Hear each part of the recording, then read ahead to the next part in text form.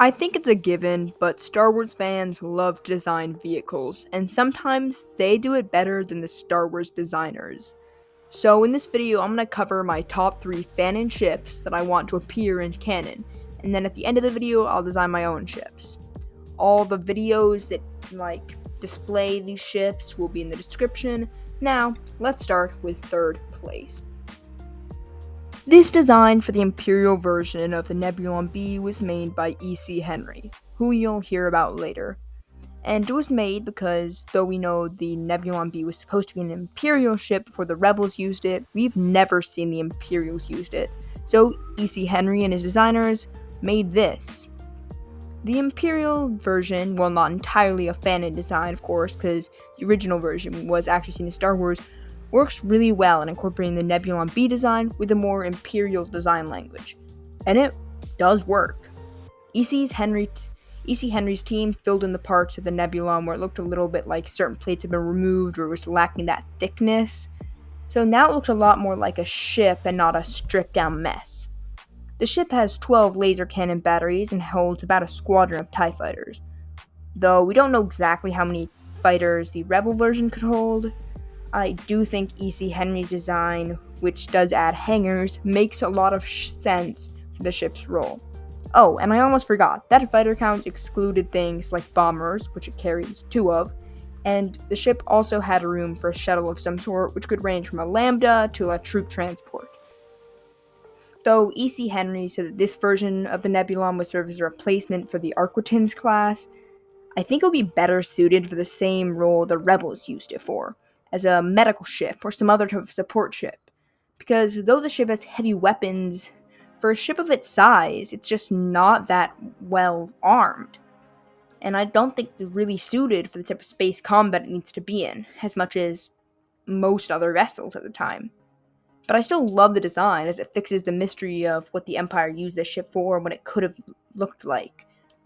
But just because I feel like it's not really like a custom design, that it went in third place. But I do think it was necessary to have. Howie Day designed the Magister class, and it remains to be one of the most impressively modeled Star Destroyer variants I've ever seen. Since Imperial Star Destroyers are the most impressive out of all Imperial ships from a grand scale, I thought, why not include one of the best of the best? The Magister is a carrier first, no matter what, and though we don't know its exact starfighter complement, we could assume that it would carry up to at least 8 squadrons, but possibly somewhere even between 10 to 15 squadrons. The ship would mostly have standard ties, but could also probably have a couple of squadrons of interceptors and bombers, and maybe even a squadrons of defenders, but that would kind of be a stretch. And also that doesn't include any troop transports or shuttles.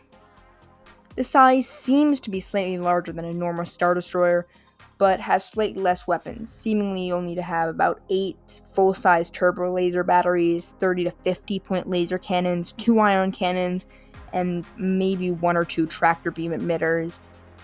Though it's commonly seen that there is a couple, 2 tractor beam emitters for each hangar, which we will get to later. But it seems its best weapon is the gravity well generator located on the ship, which means it could kind of serve as a weaker version of an interdictor. The thing that I'm sure you've noticed is its triangular cutout in the center, and this makes the ship very unique.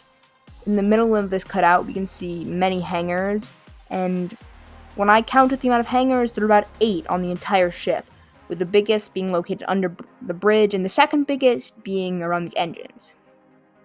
The reason I've been saying most likely a lot is that Howie's video has no sound other than music, and we have no statistics really. So we can only go off of what we can see and what other people have speculated.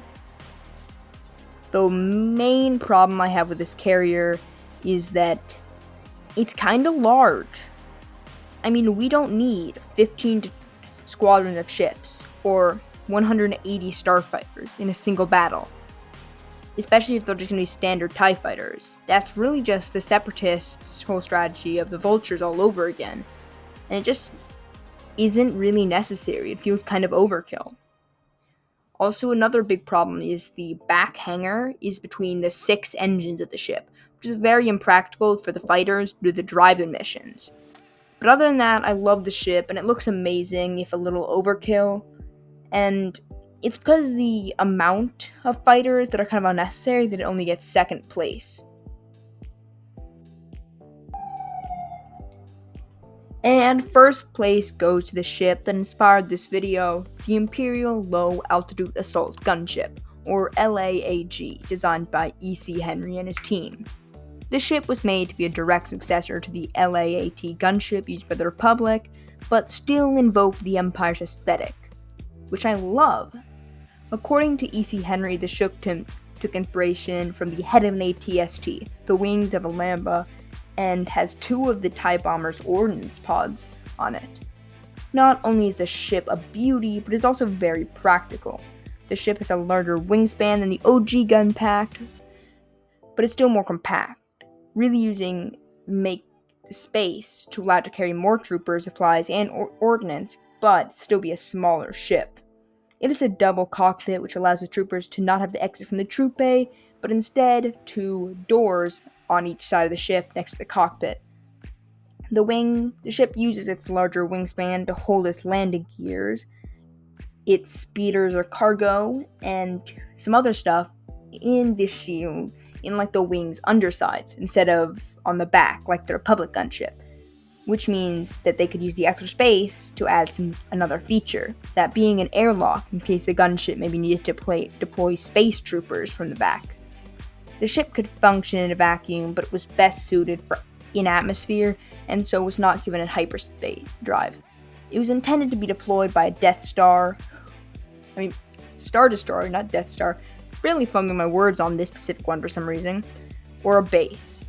And its main purpose was inserting troops into hostile environments without any air support or backup, so it was given heavy armor and heavy weapons to match. The ship, as I said, had heavier armor than the OG model, but was just as nimble. The ship had 2 front swiveling laser cannons, 2 turrets under the cockpit, well, not like turrets, but cannons, 1 laser cannon in the rear, and 2 ordnance launchers, plus 2 composite beam projectors, though the projectors were not commonly used because of their unreliability. E.C. Henry said the ship could have been modified to carry 2 AT-ATs while still having room for 6 troopers in the secondary troop bay. In this configuration, he called it the LACH, or Low Altitude Combat Hauler. According to E.C. Henry, the ship would not have been commonly used and was vulnerable for attacks from above and at its rear. Now, I always like when designers add weaknesses to their ships, and if I had my way, this ship would be commonly used by the Empire when they're invading a planet or a rebel base, and I just honestly really like this design. I made the Aerial Support Craft, or ASC, because I noted the Empire didn't have any vehicles for commanding an aerial invasion from the sky, aka from the atmosphere, so I made this. Its main goal is to provide support, whether that is a command vehicle, a medical transport, aerial support, or for some other reason.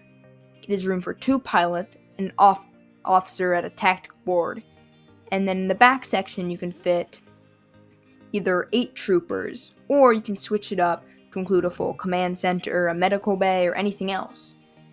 In my own headcanon, one was even turned into a mobile home for particularly paranoid Moff. In the current config, I've set it up to be a standard troop bay carrying 2 stormtroopers and 2 artillery troopers, whose mortars are stored in the aft compartments. The ship's weapon includes 2 light laser cannons that can move up and down under the cockpit, 4 missile launchers under the wings, 1 heavy turret on the top, which I spent a long time perfecting, and I really like it, a cannon under each entrance, and underneath the craft a single rocket capable of destroying an entire football field-sized space, but this isn't always on there. I put this ship's engines on the wings, and I picture when it lands, the wings fold up like this, and since the missiles are on the wings, I feel like they can also move around as the craft is flying and could really aim anywhere. I had an amazing time designing this craft, and even though it was made in Lego, because I can't use Photoshop or anything like that, well enough to actually create, or Blender, or whatever people use to create amazing ships that you've seen in this video, I still think it turned out amazing, even though it's a little smaller than it would be like an actual model. Kind of because, of course, I'm building it out of Lego, and I didn't get the scale quite how I would have it. Anyways, thanks for watching, and please consider subscribing, and peace out.